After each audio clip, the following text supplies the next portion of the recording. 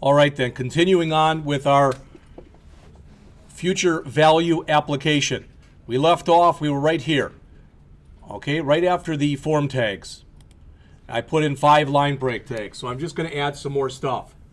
Now I'm going to put some stuff in here. I'm going to put in quite a bit of stuff that I promise we'll come back and talk about it. And I realize some of you type faster than other people do. Sorry. All right? Yeah.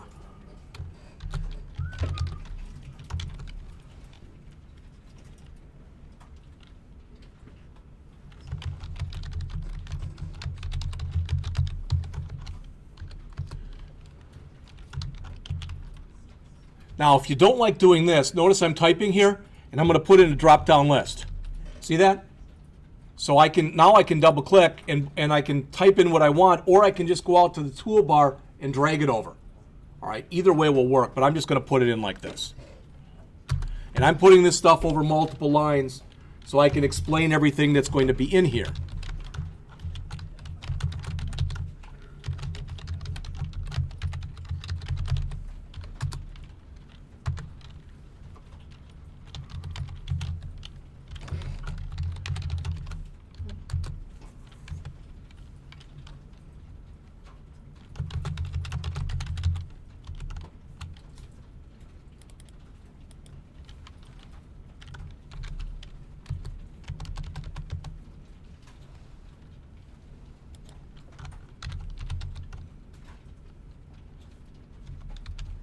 Oops.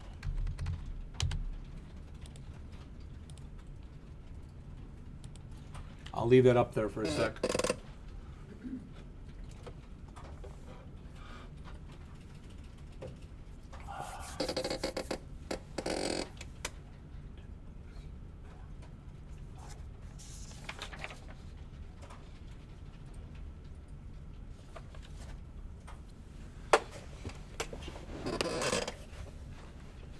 Again, you'll see it back in just a second, but if I run this again, you'll be able to see what I added. All right, so I'll go right back to it in just a second. So that's what we've added so far. It looks a little funky where it's positioned. It'll move down. All right. Now, if you're still typing, fine, but I want you to look up here. This, again, this is a regular HTML label that we're putting in here. It just says monthly investment. All right, we literally have some CSS set up with that. This is our drop-down list. Remember, give you a hint. Giving you a hint. What are the 2 things that any website, or I'm sorry, server-side control must have? CSS class. No. ID and a run at. Yeah, an ID and a run at. Must have those. And the IDs on each page must be unique. And you need the run at equals server. Technically, if I came in here and removed the ASP part and the ID and the run at and the class equals and just made this an input, I could set up a drop-down list, and then it would convert over. Now, when this thing actually runs, so when it runs and it looks like this, kind of an important concept for you to start realizing. If I right mouse click here and I view the page source, notice what it does. All right. It basically is going to create the equivalent of an HTML drop-down list for us. All right. So again, the ID and the name is automatically drop-down list. So I always call it the name now whenever I'm working with. That's why it's drop-down list, monthly investment. You can't have any blank spaces in there. I believe it'll take underscores if you want those. All right. The run at equals server. Did you notice when you typed in CSS class equals that it gave you a list? The IntelliSense should have kicked in, and it should have shown you the different classes that are set up in that CSS file. All right. So that's the first thing. And I put a BR tag after it just so we can space it out a little bit. All right, so I'm just going to keep adding. The next one is the interest rate.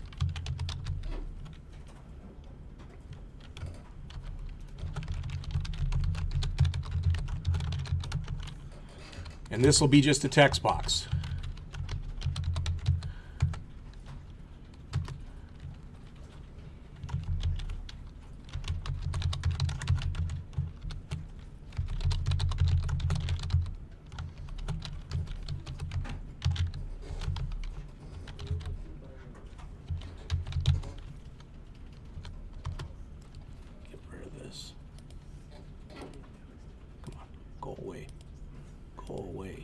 go away. Thank you.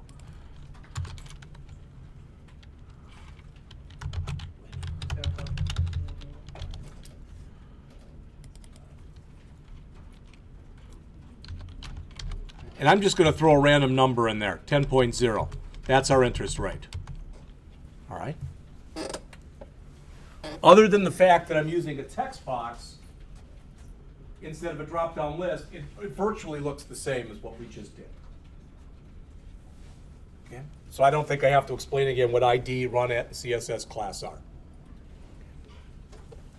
So I'm going to save. Again, I'll come right back to it, but I'm going to save, and I'm going to run it again. And you should see this form coming to be. All right? And again, it looks a little funky. It's just because of the way this one's positioned. As it moves down, it'll be fine. All right? And there's nothing here when I click that drop down because we're putting that in code. We'll be doing that in a bit. All right, so I'm going to close a couple of these. All right? And as we're going through this, if you have a question or if something doesn't make sense, please ask. All right? Now, I'm going to do something, and if you look up on the screen, everybody here, what I want to do is that interest rate, I'm going to put two validators on there. Did everybody hear that? I'm going to put two validators on there. I'm going to say that that rate is required. So an interest rate is required, and the interest rate must be between 1% and 100%. All right? Now, you could say, well, come on, 20% would maybe even be high, but we're just going to make it that way. If you don't like that, you could change it to another number if you wanted to. Now it might be easier, rather than typing in all this stuff, it might be easier if I go down here to my validation controls, open that one up, find the one that says required field, which is right here, there, and drag that in. All right, then underneath it, find the one that says range validator and drag that in. Now you don't have to do that. What I'm about to put in here, you can manually type in yourselves. It doesn't hurt anything at all to manually type it in, but it's a lot of typing. All right, so I'm just going to put this in here. Again, I do not want you to name things like required field validator 1. That's a good way to lose some points. So if that's one of your goals, then start doing that. All right, so this is interest rate. Run at its server. This is the error message that I want to display if there is an error. So I don't want it to say required field validator. That'd be kind of a dumb error message. So I want it to say interest rate is required. All right, and there's a few more things that I want to put in here. We're going to go through what they are right now. All right.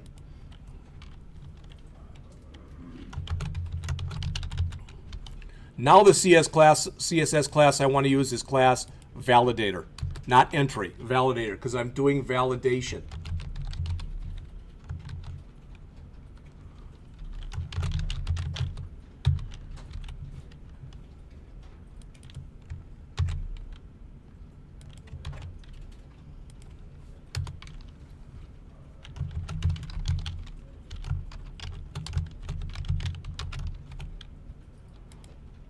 All right, I believe that's it. So I'll give you a sec to put that stuff in. All right, or start putting that stuff in, and I'll start on the next one while you're doing that.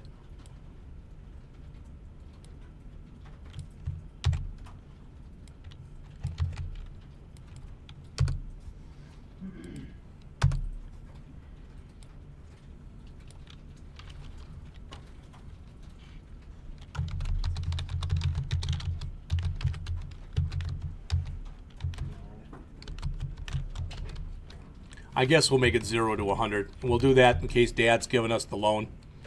All right, so there'll be no interest on it.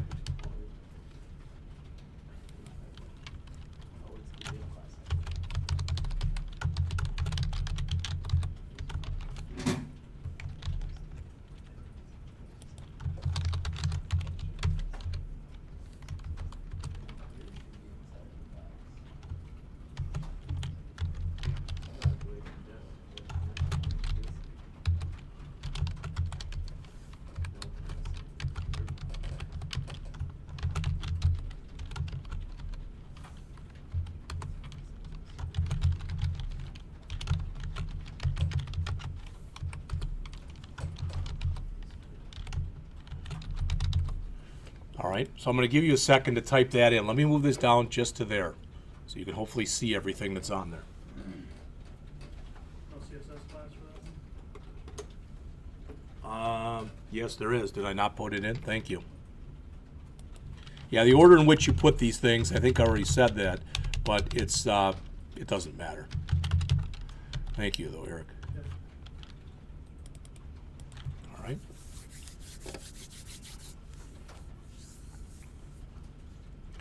And good idea to save when you get done. So, like I said, I'll give you a minute to do that.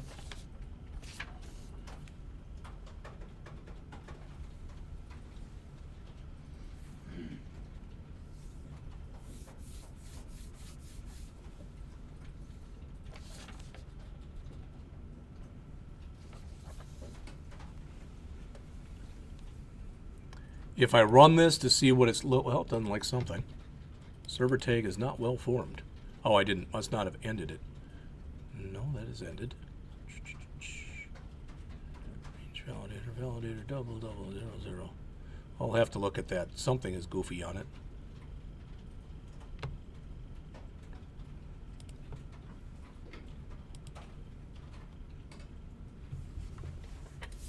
All right, sounds like most of the typing is stopped, so let's go over what this does. First of all, it's a required field validator. So if we leave it empty, the validator will kick in. Does that make sense? That's the idea behind it being a required field. All right, this is its ID, run it equals server. This is the message that we want to come up when we get done. We want it to say interest rate is required. We could have put it all in caps, we could have done anything. I don't really care, that's not that important. The CSS class we've talked about already, but let's talk about these last two that are in here. The control to validate, when you go and you drag out a validator, it doesn't matter where you put it on the screen. The system, by default, the system does not know what control you're associating that validator with. So you have to tell it. And that's the control to validate property. So that name has to be whatever we call the text box up here. All right? Anything that's in here, in this section, right there, anything that's in there that doesn't make sense. And I would tell you, we're going to go over this. There's a whole chapter on validation later on in the book. But I figured, why not teach you the right way to do things from the start? All right, that way when we get to that chapter, it'll be a breeze for you. Seriously, it will. So this is a range validator. Let's just talk about what's different. All right, you'll notice that these four things right here are these three things, and then the one I forgot to put, so they're the same. Control to validate, well, of course, that'd be different, because it's a different, I'm sorry, that's the same, rather. Yeah, that's the same. The display equal dynamic. What the display equal dynamic means, all right, if you, the other one that you can put in there other than dynamic is static. And if you use static, that means always reserve that room for me, even if I don't need it. Dynamic means only reserve that room for me if I need it. All right? A lot of people leave theirs at static because that's the default and they're naturally lazy. But that's not really the recommended way of doing it. The other thing that's different in here is since it's a range, there's three things that are really important. You have to give it a maximum, you have to give it a minimum. Those are numbers, even though they're in double quotes, and they're numbers because of that. I should have really put that on another line, but that's really important. And why do I know that's really important? Because I don't even practice what I preach all the time. This morning this wouldn't work and I couldn't figure out why. Anybody want to guess what the default type is? No, it's string. That's why it wasn't working this morning, because I was putting in 10 and it was reading the string 10. And it kept giving me the error, and I thought, and then I looked at it and I thought, wait a minute, it's got to be a typing issue. And I mean data type issue. So it defaults to a string. You can use string, there's integer, there's double, and I believe there's date. There might be more than that, but I know for sure there are those four. All right. So, and date can be important too. All right, if we were doing a registration form and you wanted the date that you were going to check in and the date you were going to check out type of thing, you'd want to make sure the date you were going to check out was at least today's date. And you'd want to make sure that the date you were going to check out was at least tomorrow's date type of an idea. So you end up using these things a lot. All right. Now, I'm not going to be that anal. but if you want to make sure everything lines up, you could move that one over here. Okay, so right now what you see, again, it doesn't look great, but on the screen right here, and don't worry because oh, all right, good, that gives me a chance to talk about this. We're going to fix this by putting a line of code. There's two ways we can fix this. All right, and basically what it's saying is, by default, it turns on some JavaScript testing for you, and you're not passing the tests. All right, so there's two ways that we can fix this. We can go into our web config file, and we can put a new setting in there under app settings. All right, so we can do that. Or we can fix this in code. I've already got it fixed in code, so I'll show you how we're going to fix it. So let's bring up our code file, which is just our ASPX.cs. So bring up the default.aspx.cs. All right, it's a single line of code that we have to put in, and you have to put this in one place or the other whenever you're working with validation like this. So where did I put it? Come on.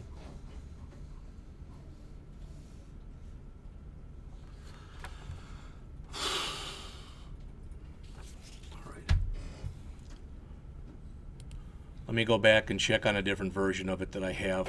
So I think it's, I don't know if I have it in here or not.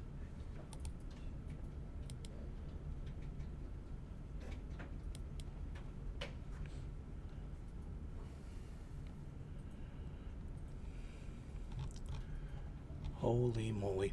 Well, I've got the master in here too, so I can bring that one up.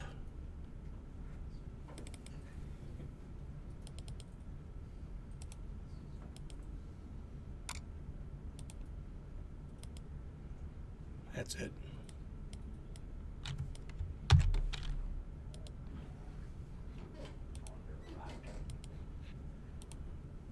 All right. So in your file right here, at the beginning of your page load, you can put in this line of code. All right?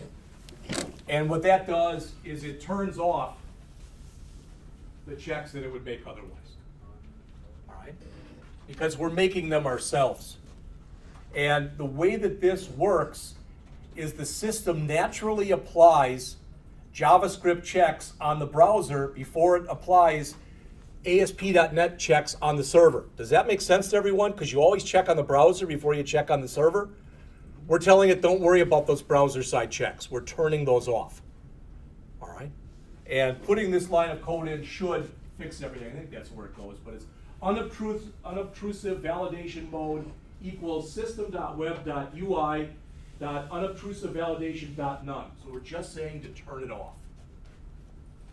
All right. Now, just to make sure I put it in the right place and everything, so I'm going to go back here to my default page and run it again. We should not get an error. And there it is. Again, don't worry that where it's lined up or not lined up. Yes? Okay, we'll have to take a look at it in just a sec. But you notice this too? Remember, I hard-coded that value in there just so there's a value in when we start. Mike, can you go over and take a look at Scott's? All right, now, it's already 2:25. I'm not stopping, but I want to tell you what we want to put in next. So what we want to build is this. We want this to say monthly investment. Just imagine I keyed all that in and look like this. You know, we've got our little figure here, and we've got our heading here. That's fine. So under the monthly investment, we've got that. Then we want our interest rate, and we want this. And then under our interest rate, we want our years, and we want this. Does that make sense to everybody? All right. We can save ourselves a lot of time by taking everything that we have here for our interest rate, and that means that label, that text box, and those two validators, and copying them and sticking them right underneath where they are. And then we'll change all those from all those examples, we'll change them to year. You understand what I'm saying? That'll just save us some time. All right, that's what I'm going to do. So if I confused you, and I didn't mean to, but if I did confuse you, what I'm saying is I'm coming back up to where I've got my interest rate label, and I'm going to copy from there all the way till the end of my last validator statement. Right there. I'm going to copy all that, copy it to the clipboard, hit enter twice, and then paste it in. you may or you may not get some errors, and if you do, don't worry about it because we'll fix it. But I don't want to come in here and everywhere in here that it says interest rate, I want to change that to years. Or number of years, something like that. So that's number of years. This now becomes text box years. We can leave that. This will be an integer because we're not going to have part of a year. So I've got that. Required validator years. Number of years is required. All right. The control is text box years. I'll leave all that stuff up there so you can see it. So I changed here. I changed the label from annual interest rate to number of years. I changed the ID from text box interest rate to text box years. I got the 0.0 off of there for my required field validator. Instead of it saying required field validator interest rate, it now says required field validator years. Number of years is required. Text box years is the field that I'm checking here. All right. So I'll give you a second to do that, then I'm going to drag down and do the next one.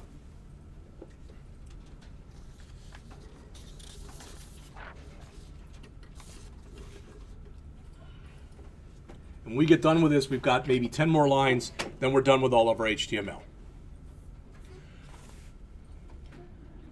Does everybody have this label part? Well, not everybody is shaking their head yes. So finish that up. No, a couple people shook their heads no. So finish that up, and then I'm going to drag down so you can see what's next.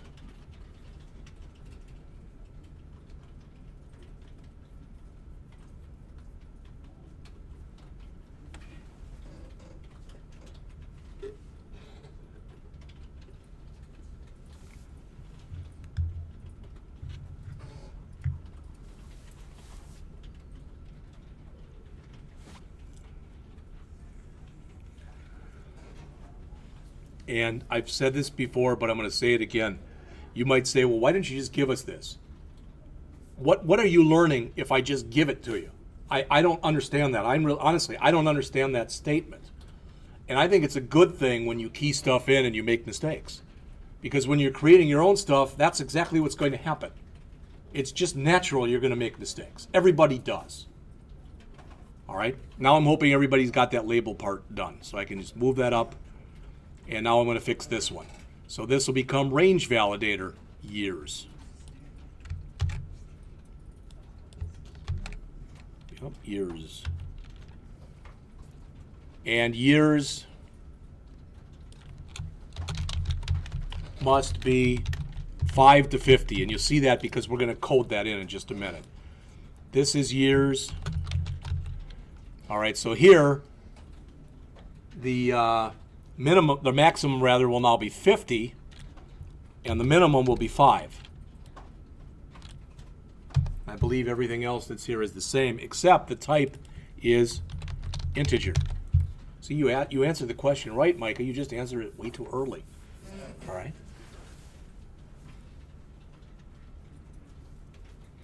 I'm going to save that. I'll come right back to it, but let's see if what it's looking like now. It's going to still be a little funky maybe on the page. All right? It will get fixed. All right? So like I said, we're getting there.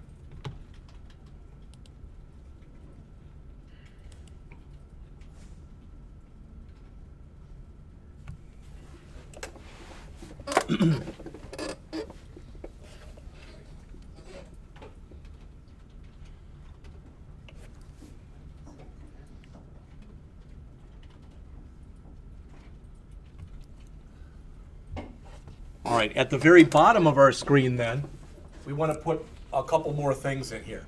We actually want to put one more thing in here, another label that says future value, and that's where our future value is going to go, so we want to put that in. All right, and we want to come down here, we want a button here that says calculate, and we want another button to the right of it that says clear. And the idea is if I come in here and choose from my drop down, let's just say I choose 50, and I choose 10% and 10%. When I click calculate, it'll give me a number here like $10,321.87, something like that. All right, and then when I click the clear button, what's in here will disappear, what's in here will disappear, what's in here will disappear, and that'll set that back to whatever the first value is. Does that make sense? That's what we got left to do. All right.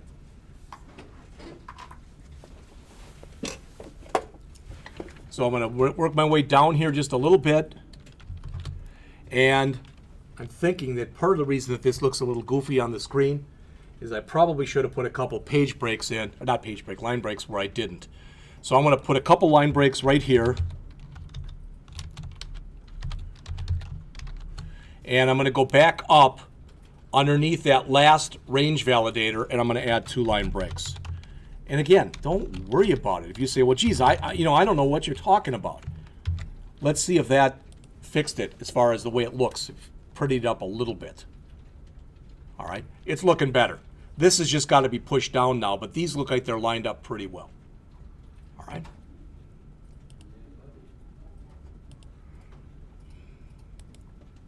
So again, after the first range validator, I put in 2 line breaks. After the range validator for the interest rate. Then after the range validator for the years, I put in 2 more line breaks. All right. So now I'm going to, so we're right down, we've done all of this. We have these 3 things here to go.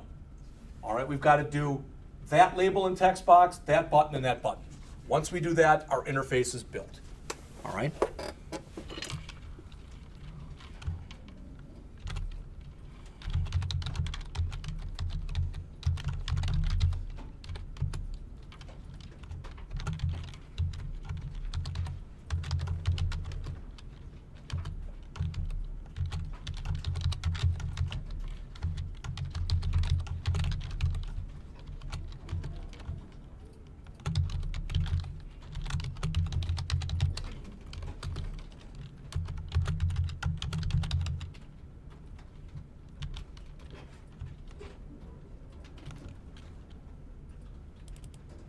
Oops.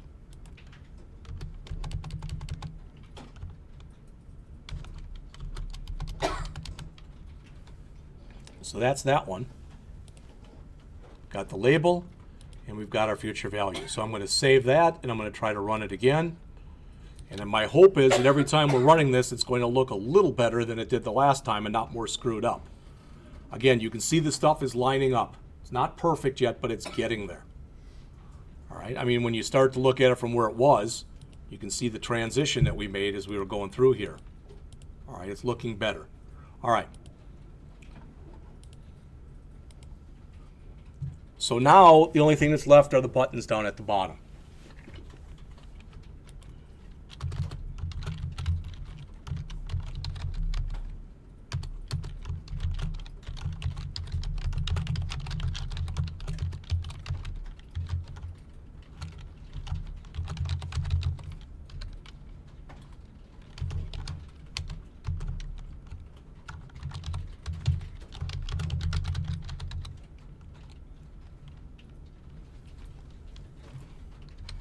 I'm going to leave it like this for right now. It's going to change in just a second. All right, and I'm going to put 3 non-breaking spaces here because I want there to be just a little bit of room between the 2 buttons.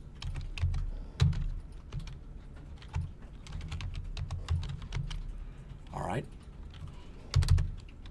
And because I'm kind of lazy, I'm just going to copy this, paste it, and this one then will become clear, and that will say clear, and I don't need those. All right, let me save, let me run it again.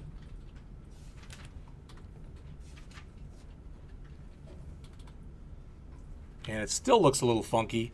I think I know why, but we'll fix that in just a minute, okay? All right, and as you can see, after the future value, I wanted to add a couple more line breaks here. See that? And I think I need a couple more line breaks up at the top here. I think that's what's goofing that up. So I'm going to come back here, and after my text box, I'm going to add 2 line breaks right here. All right, so right after that future value text box, I added 2 line breaks. And then I'm going to add 2 of them up way up at the top where we had those 5 line breaks that we put at the beginning. I'm going to try to put a couple more in there and see if that fixes the problem. All right. And that's, again, not perfect. You can see I still have some spacing issues. I can play with that if I want to. All right. There's only 1 line break here, and there's 2 here, and there's 2 here. See the difference? All right. So again, depending on how anal you get about stuff like that, if you want, then go put another one in there. All right. I'm not that concerned with that. Again, I'm more concerned that you're understanding what the heck is going on and that I didn't lose too many people. All right. So that was right here, if you do want to put it in. Okay. So now we get down to the bottom here. There's the end of our form tag. Then there's the end of our section tag. So as far as I know, all right, as far as I know, we've got our entire interface built now. Again, it sure isn't perfect, but it's not bad to the eye. All right. And we're going to run out of time, so let's do this.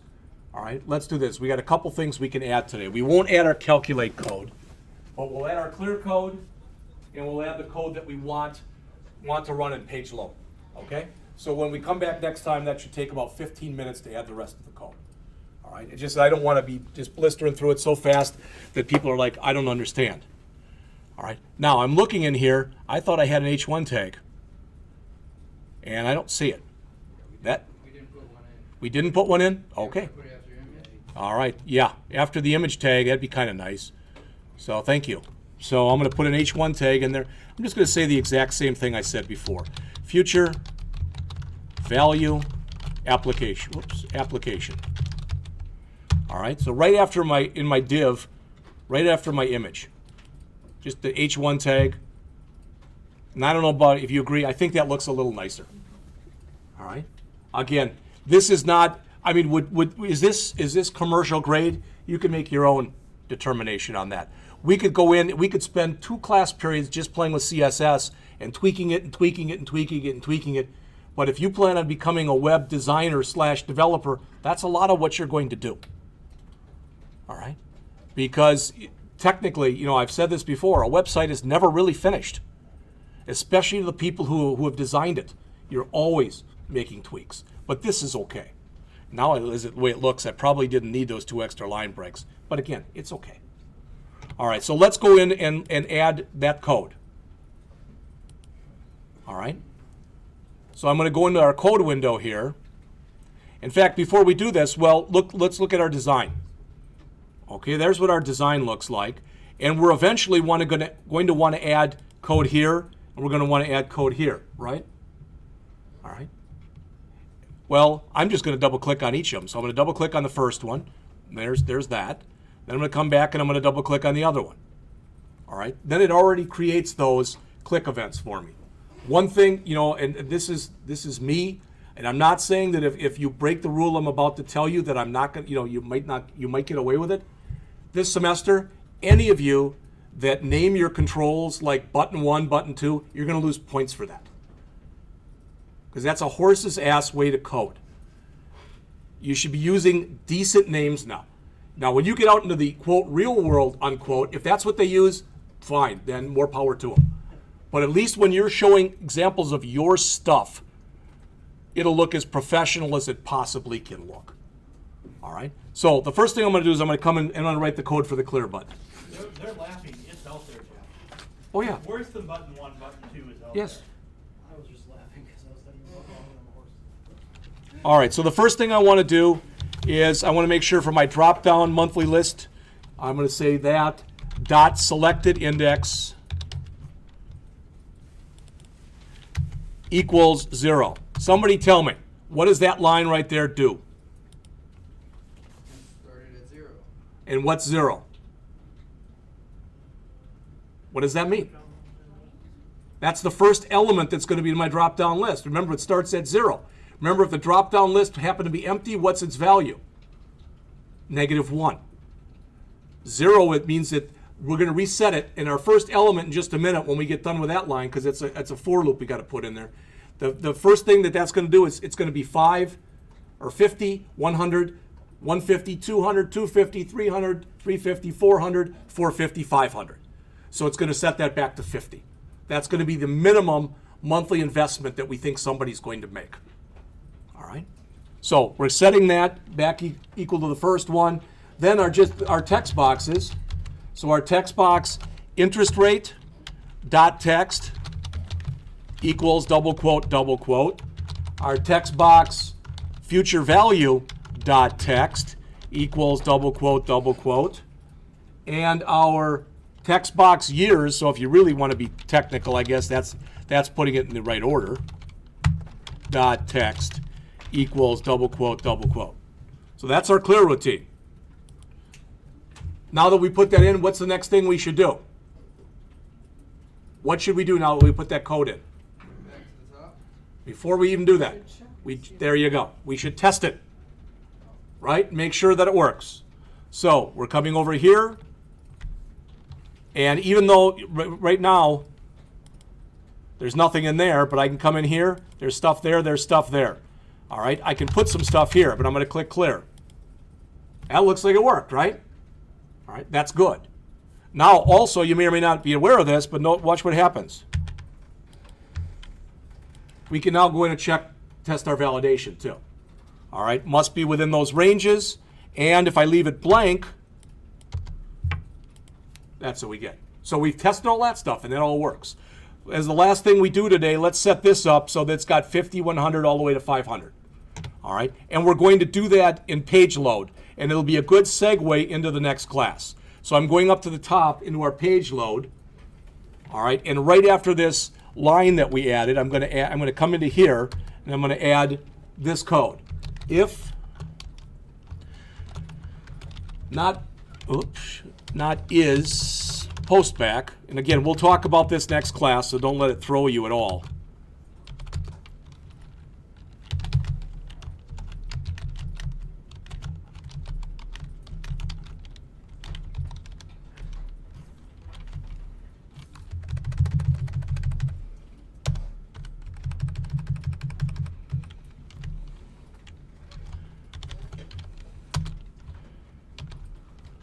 And the good news is there's only one line to add.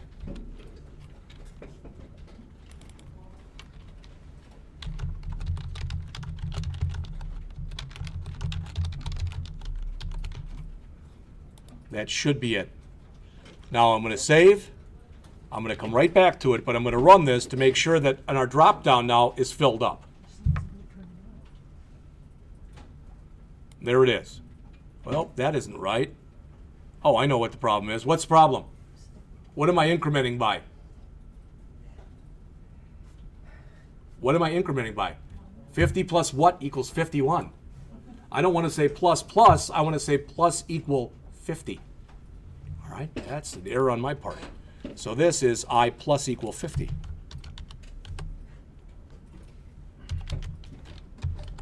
That should look a lot nicer when we run it. So let's double check.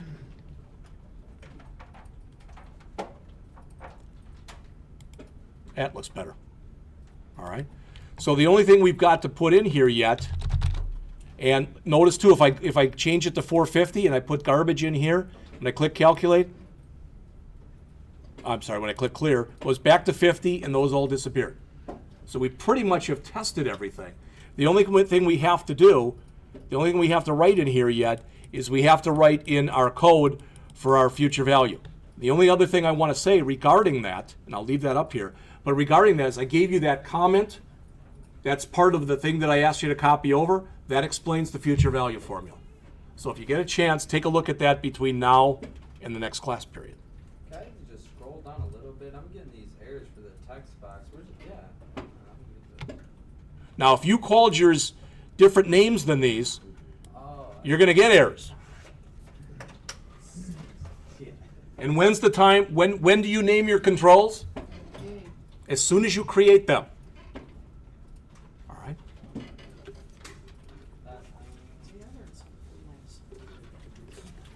Laura's getting scared because stuff that she learned last year, she's remembering. You can just see that look on her face. Oh, geez, I answered that. I remember that. That's scary. That's good. Of course that's good, but it's scary.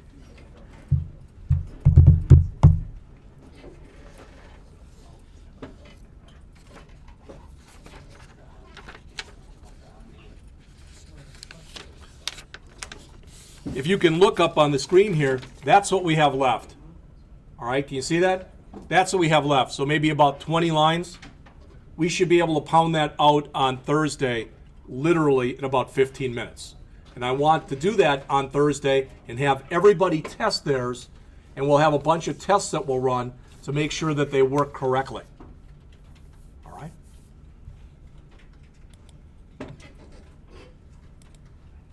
Now, I'll come right back to this, but I want to stop recording, okay?